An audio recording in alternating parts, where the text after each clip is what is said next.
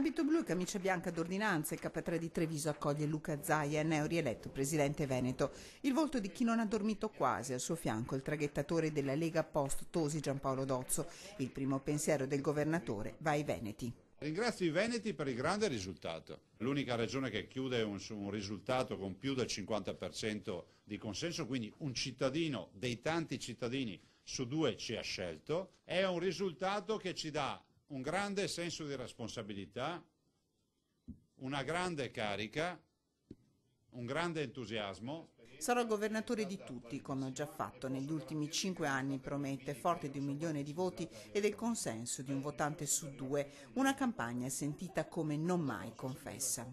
L'elezione 2010 è il nulla a confronto a questo risultato.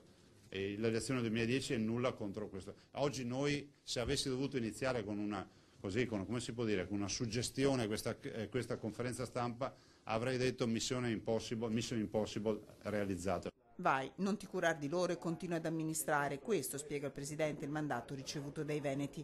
Un mandato che intende onorare, programma depositato in Corte d'Appello alla mano. La Corte d'Appello c'è il mio programma depositato, quello è il programma che fa fede, sono 186 pagine di progetti e di programmi. Quindi niente divagazioni sul tema, niente liberi pensatori, perché con un risultato come questo i veneti si aspettano operatività.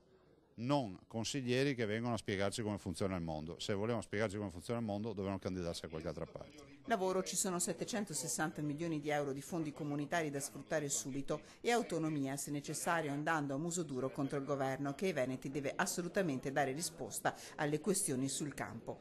Nessuna ambizione nazionale, si schermisce il governatore, almeno per ora avanti con il referendum sull'autonomia. Qualche giorno di pausa e poi via al lavoro per la squadra.